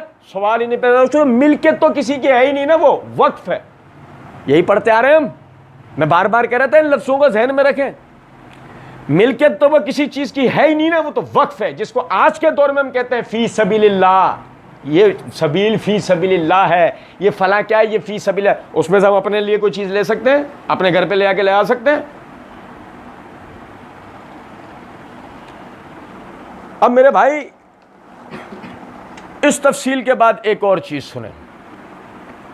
جیسے کہ تمام بھائیوں نے اپنے سوالات میں کہا شیعہ نے اس مسئلے کو لے کے بہت اچھالا, شیعوں نے اس مسئلے کو لے کے بہت اچھالا. یہ شیعہ حضرات کی الکافی, اس میں کتاب الفروع کے اندر باب ان النساء لا یرثن من العقار شیئا, کہ غیر منقول چیز میں عورت کا کوئی حصہ نہیں ہوتا. وہ چیز جس کا تسلط ثابت نہ ہو, جو کسی کی ملکیت نہ ہو, اس پہ عورت کا کوئی حصہ نہیں ہوتا. اس کے تحت روایت نمبر 3044 ابو جعفر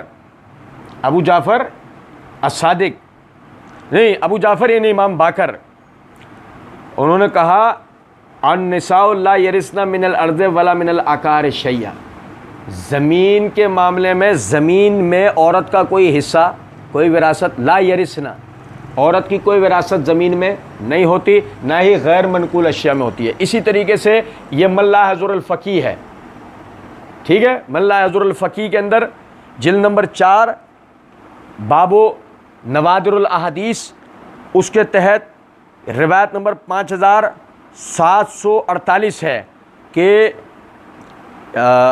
علی بن حکم نے ابان احمر سے, انہوں نے میسیر سے, انہوں نے امام جعفر صادق علیہ السلام سے روایت کیا ہے. ان کا بیان ہے کہ ایک مرتبہ میں نے جناب علیہ السلام سے عورتوں کے متعلق دریافت کیا کہ میراث میں ان کے لیے کیا ہے.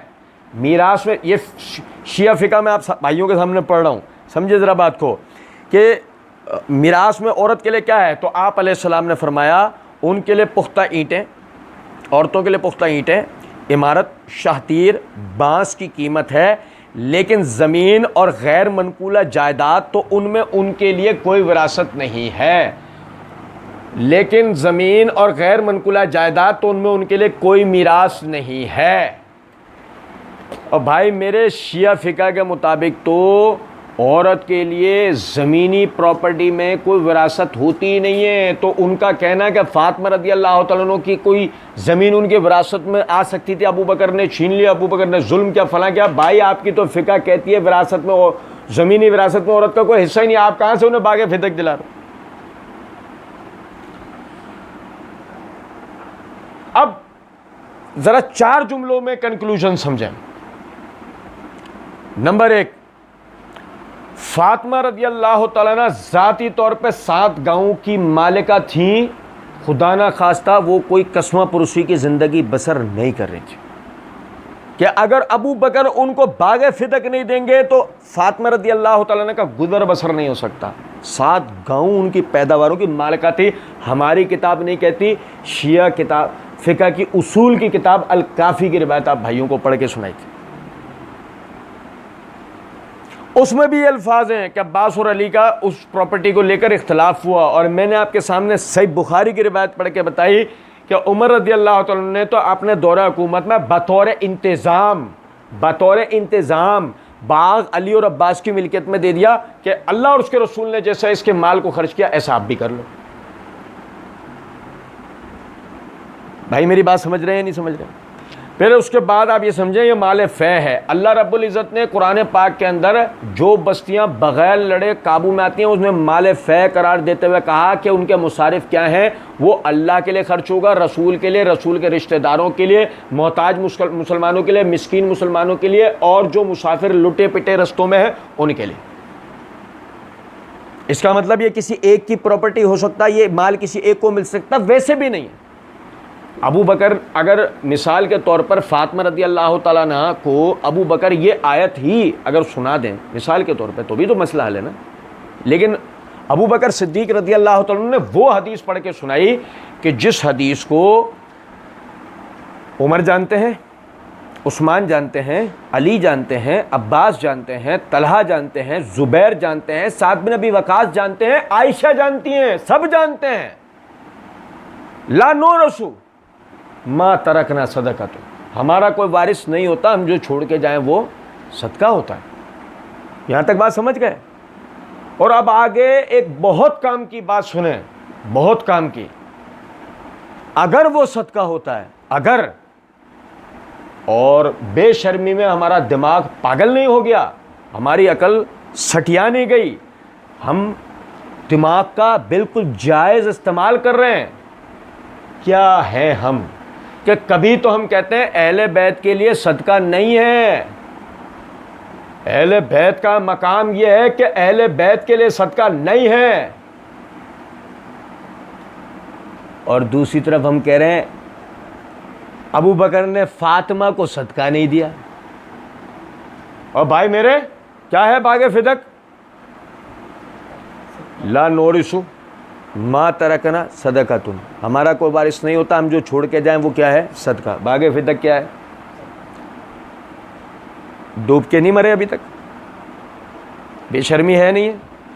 ایک طرف آپ کو اہل بیت کے لیے صدقہ حرام، دوسری طرف آپ کو نہیں ابو بکر نے اہل بیت کو صدقہ نہیں دیا. ارے تو بھائی ابو بکر تو اہل بیت کا مقام سمجھتے ہیں، وہ حدیث سنا رہے ہیں جس سے فاطمہ رضی اللہ تعالیٰ عنہ کو مسئلہ پہلے وقت میں ہی سمجھ میں آ جائے کہ صدقہ ان کے لیے جائز نہیں ہے. ابو بکر نے پڑھ کے سنا دیا کہ لا نورث الا ما ترکنا صدقہ.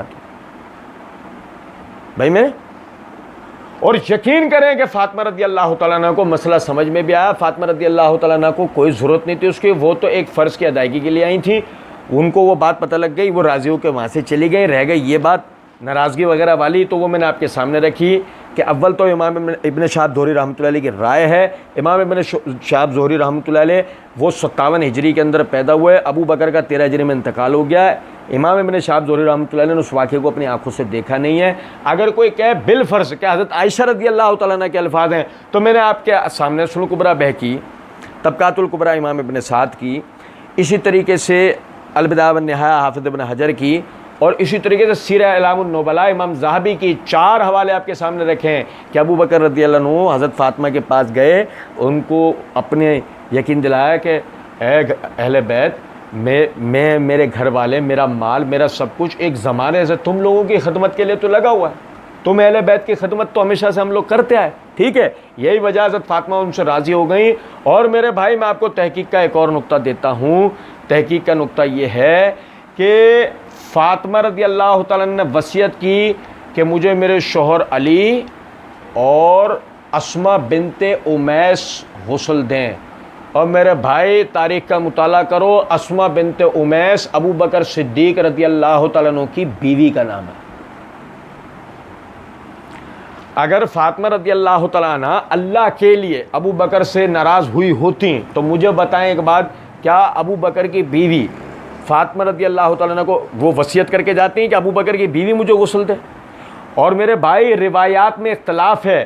بعض روایات میں یہ آتا ہے کہ علی بن ابی طالب رضی اللہ تعالیٰ عنہ نے فاطمہ رضی اللہ تعالیٰ عنہ کا جنازہ پڑھایا، اور طبقات الکبریٰ وغیرہ کتابوں میں بعض روایات میں آتا ہے خود ابو بکر صدیق رضی اللہ تعالیٰ عنہ نے جو ہے فاطمہ رضی اللہ تعالیٰ عنہ کا جنازہ پڑھایا. اللہ عالم، ہم ان کی سندوں سے مطلع نہیں ہیں. لیکن میں صرف ایک بات آپ بھائیوں کے سامنے رکھنا چاہتا ہوں، جب ہمارے سامنے تصویر کے 2 رخ موجود ہیں، کیا ایسی بے شرمی ہے ہمارے اوپر ہم تصویر کا صرف ایک رخ پبلک کو دکھاتے ہیں؟ کیا ایسی بات؟ ہم لوگوں کو حقیقت کیوں نہیں بتاتے؟ میرے بھائی اب سب سے آخر میں، یہ میرے ہاتھ میں البدایہ والنہایہ تاریخ ابن کثیر، اس کی جلد نمبر 5 کا صفحہ نمبر 500 ہے. بھائی میرے، میں آپ کو فتویٰ سنانے لگا ہوں اہل بیت کی ایک عظیم شخصیت کا، امام زید بن علی بن حسین بن علی بن ابی طالب. امام زید بن علی بن حسین بن علی بن ابی طالب، یہ زید بن علی وہی ہیں زیدیہ شیعہ کا زیدیہ فرقہ جن کی طرف منسوب کیا جاتا ہے. یہ علی رضی اللہ تعالیٰ عنہ کے پڑ پوتے ہیں، حسین رضی اللہ یعنی حسین رضی اللہ عنہ کے پوتے ہیں، علی رضی اللہ عنہ کے پڑ پوتے ہیں سگے. زید بن علی بن حسین بن علی بن ابی طالب نے فرمایا اگر میں حضرت ابو بکر کی جگہ ہوتا تو میں بھی وہی فیصلہ کرتا جو حضرت ابو بکر نے فدق کے بارے میں کیا تھا.